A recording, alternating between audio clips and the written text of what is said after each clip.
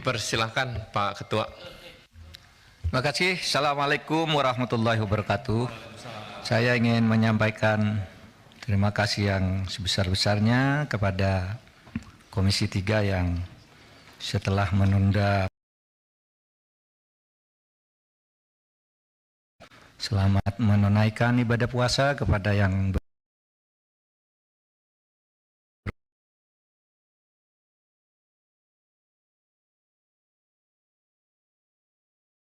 hukam di seluruh Indonesia, karena hari ini adalah hari ulang tahun atau hari lahir Polhukam 29 Maret. Dulu lahirnya tahun 98 ketika Presiden mengangkat Profesor Jenderal Panggabean sebagai Polhukam, Menko Polhukam yang pertama. Saudara, selain itu saya ingin menyampaikan bahwa kedudukan DPR dan pemerintah ini sejajar. Oleh sebab itu, kita harus bersama bersikap sejajar, saling menerangkan, saling berargumen. Tidak boleh ada yang satu menuding yang lain seperti polisi memeriksa copet. Pemerintah bisa melakukan itu.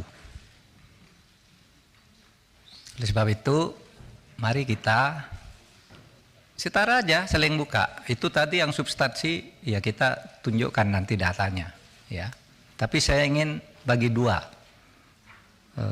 keterangan saya ini, ya. Pertama, saya ingin menegakkan soal legal standing. Bolehkah Menko Polhukam mengumumkan data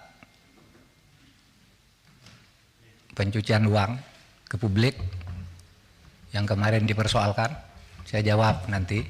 Lalu yang kedua nanti substansi tadi yang menyangkut yang sudah tadi dijelaskan oleh Ibu Sri Mulyani, sahabat saya yang sangat baik. Saya kira salah seorang menteri yang terbaik di kabinet, sehingga harus saya bantu dengan sebaik-baiknya. Saudara sekalian, saya mengumumkan kasus itu, saudara, adalah sifatnya agregat. Jadi perputaran uang tidak menyebut nama orang, tidak menyebut nama akun. Itu tidak boleh. Agregat, bahwa perputaran uang dari sekian ratus orang itu 249 T. Agregat. Ya. Saudara,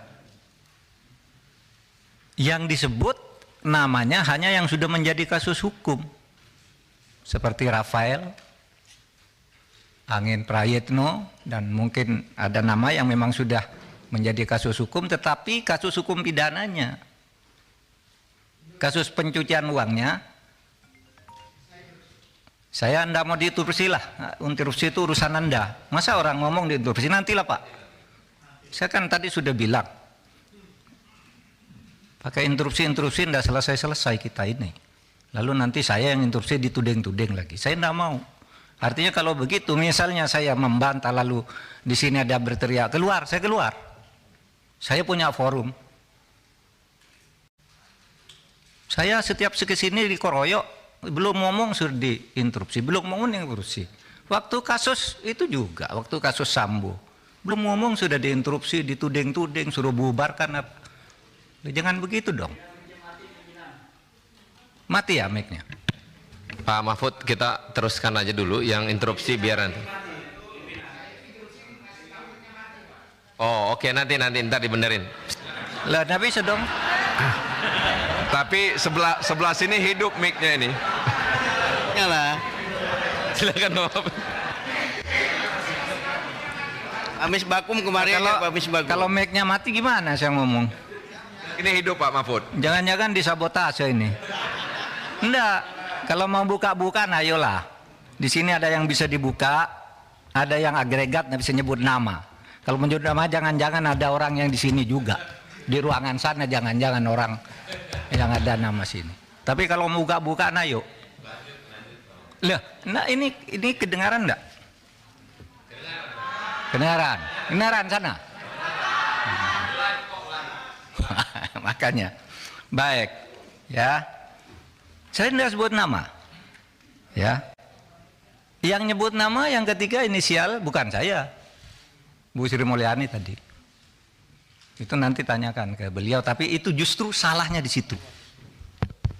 Itu. Saudara, ini ada ketentuan nih di undang-undang yang tidak boleh menyebut itu kalau menyangkut ini identitas seseorang, kemudian nama perusahaan, nomor akun dan sebagainya itu ya. Profil entitas yang terkait yang melakukan transaksi, pihak terlapor, nilai, tujuan transaksi. Nah, itu semua tidak boleh disebut. Saya tidak nyebut apa-apa, hanya nyebut angka agregat. Oke, satu. Oleh sebab itu, saya harus jawab dulu satu persatu. 3 orang nih, Pak Arteria. Wah, katanya, ini bisa diancam dengan ancaman hukuman pidana 4 tahun. Karena itu lalu terpancing si Boyamin itu ngelaporin betul. Meskipun dia guyon sebenarnya. Biar yang dipanggil itu menjelaskan, katanya biar Pak Arteria. Oleh Marte dipanggil oleh polisi. Karena ada laporan, lalu apa salahnya? Itu kata si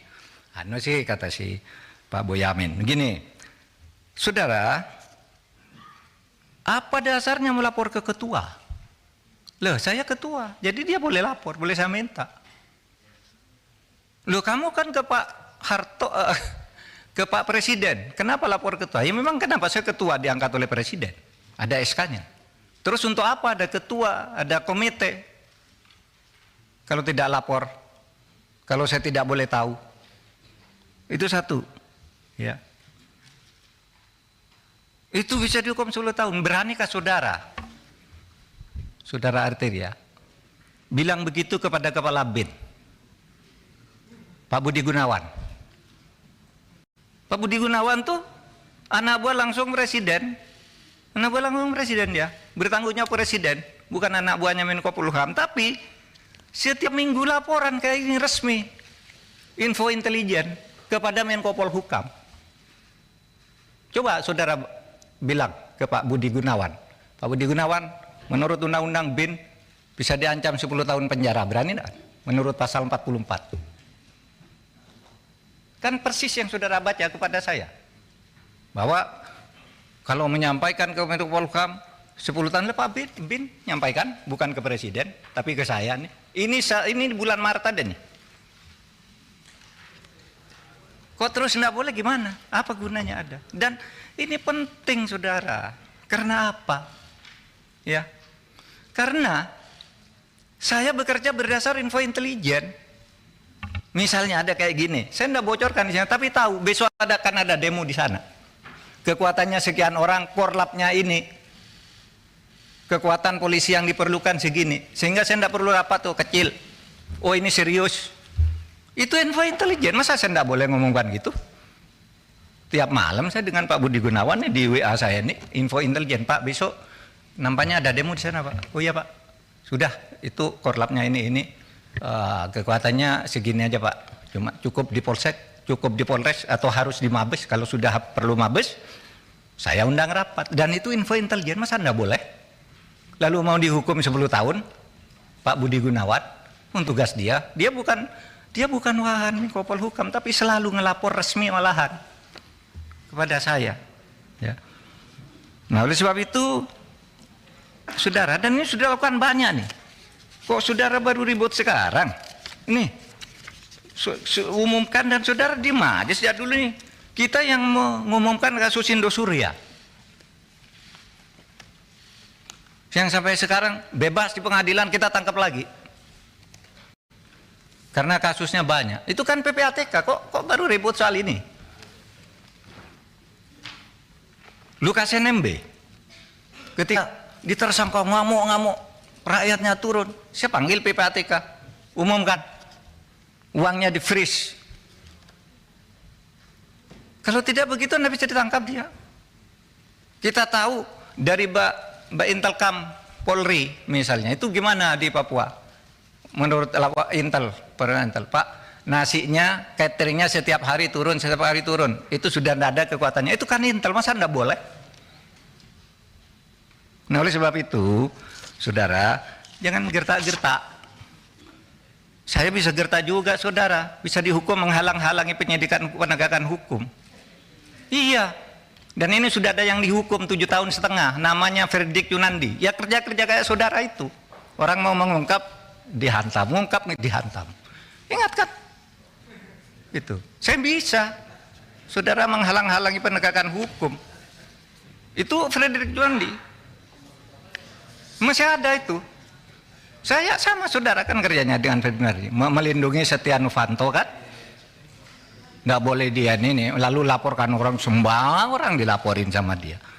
Ya, kita bilang ke KPK itu menghalang-halangi penyidikan, menghalang-halangi penegakan hukum. Tangkap. Jadi jangan main ancam-ancam begitu. Kita nih sama, saudara. Oleh sebab itu, saudara, saya ingin menegaskan itu kepada Pak Arsul. Harap jangan dipotong. Pak Arsul bicara kewenangan. Menurut Perpres kewenangan Polhukam itu A, B, C, D. Tidak berwenang mengumumkan. Loh, saya tanya, apa dilarang mengumumkan? Kalau tidak berwenang, apa dilarang? Kalau di dalam hukum itu sesuatu yang tidak dilarang itu boleh dilakukan. Anda dari pesantren nih, saya bacakan dalilnya. Wal aslu fil uqudi wal muamalah as-sah hatta yaqumu dalilun alal batalani wa tahrim. Pimpinan, izin pimpinan. Boleh bicara? Nanti dulu. Menurut saya biarkan gini, menjelaskan dulu dong. Nanti gini. Bicara. Saya mohon izin ke pimpinan. Boleh nggak saya bicara? Nanti dulu. Oke. Nanti dulu. Silakan. Jadi setiap urusan tuh kalau tidak ada larangan, boleh, kecuali sampai timbul hukum yang melarang. Itu pesantren kan? Dalil di pesantren waktu kecil udah menghafal kayak gini. Nanti kalau di dalam hukum umum, saya katakan juga sekarang ke Pak Beni. Pertanyaannya kok seperti polisi. Menko boleh ngomongkan apa enggak? Begini Pak, kalau boleh apa tidak? Begini kalau substansi, boleh apa tidak? Jawab iya atau tidak. Kan tidak boleh tanya begitu. Itu. Harus ada konteksnya dong. Sesudah bilang, boleh. Boleh katanya. Ini yang saya lihat. Kalau boleh sebutkan pasalnya, boleh kok harus ada pasalnya. Kalau boleh itu tidak perlu pasal. Misalnya saya tanya ke Pak Beni, boleh tidak saya ke kamar mandi sekarang? Boleh, mana pasalnya? Tidak ada, karena boleh. Kalau dilarang baru ada pasalnya. Di mana dalilnya? Nah, sekarang bukan bahasa Arab, bahasa Latin. Nolum delictum nola punasine previa lege punale. Ini dalam hukum pidana. Tidak ada satu kesalahan, tidak ada sesuatu yang dilarang itu sampai ada undang-undang yang melarang lebih dulu. Ini tidak dilarang kok. Lalu ditanya kayak copet aja. Memang siapa? Pak Mahfud. Ya. Jadi ini Pak Mahfud menjawab apa yang diungkapkan oleh Pak Arsul, Pak Arteria. Nanti habis ini Pak Beni berarti kalau gitu ya? Iya, tadi sudah. Oh, udah. Iya, Pak Beni yang bertanya sewenang-wenang. Jadi teman-teman, sebentar Pak Mahfud, supaya dalam rapat ini apa yang mungkin seminggu terakhir penyampaian di publik dan rapat yang kemarin sudah disampaikan oleh Komisi 3, ini Pak Mahfud menyampaikan juga klarifikasi tentang terkait apa yang sudah teman-teman ungkap. Jadi berikan ruang Pak Mahfud untuk mengklarifikasi. Nanti setelah Pak Mahfud menyelesaikan, teman-teman silakan untuk menyampaikan hal terkait apa yang disampaikan Pak Mahfud. Silakan Pak Mahfud. Ya, saya kira sudah begitu aja. Ya. Nah, karena sering di DPR ini aneh. Kadang-kadang marah-marah gitu, nggak tahunya Markus dia. Marah ke Jaksa Agung, ngomong itu, nantinya datang ke kantor Kejaksaan Agung titip kasus. Pimpinan mohon dicatat ya. Saya interupsi pimpinan. Interupsi pimpinan. Saya kira ini tidak relevan. Silakan. Interupsi pimpinan. Ya. Silakan Pak Habib. Apa? Saya kebetulan pimpinan Mahkamah Silakan. Kehormatan Dewan, pimpinan. Ini konten Saya minta parlemen Pak ini. Mahfud, apa memang benar ada data yang soal Markus anggota DPR? Disampaikan saja sekarang. Nanti Saya sampaikan sekarang. lanjuti. Ya. Disampaikan saja. Ingat peristiwa di Kampung Maling, Ustadz di Kampung Maling. Saya kira saya sama Pak Beni masih ada di sini. Ya. Kan saya tadi nyebut DPR, nggak nyebut saudara. Pada waktu itu, Jaksa Agung Abdurrahman Saleh dicecar habis-habis, ditanya seperti ini. Dibilang, Bapak ini seperti Ustadz di Kampung Maling. Bapak baik, tapi di lingkungan Bapak jelek. Ya kan, ingat kan? Itu tanggal 17 Februari 2002. Berarti bukan di periode ini Pak Mahfud? Bukan. Oh, bukan kewenangan saya. Ya, tapi lihat fenomenanya. Nanti Oke. saya tunjukkan. Alhamdulillah. Ya. Tahu-tahu apa enggak? Sidangnya Di periode ini ada nggak? Kenapa? Di periode ini ada nggak yang Markus anggota DPR? Saya tidak akan nyebut itu. Saya memberi contoh di DPR ada yang seperti itu. Enggak. Ada nggak Pak? Enggak, saya Oh. enggak berhak, enggak wajib menjawab saudara. Kalau ada sih kita tidak lanjuti Pak. Nanti saya beritahu saudara. Kan Pak jangan nanti Pak. Kalau Nggak. sekarang ada datanya Nggak. nggak mumpung terbuka. Enggak, saya terbuka sekarang. Waktu itu Pak Jaksa Agung tahu enggak? Yang Nah, marah waktu- itu ada. Periode waktu itu, yang periode sekarang ada atau tidak? Pak Habib, begini, teman-teman Pak Mahfud, untuk menyelesaikan Sebentar, Pak pimpinan. Ini juga nggak bisa dibiarkan terlalu jauh begini. Ini kan Nggak, pimpinan yang ganti seharusnya- nih, pimpinannya ganti.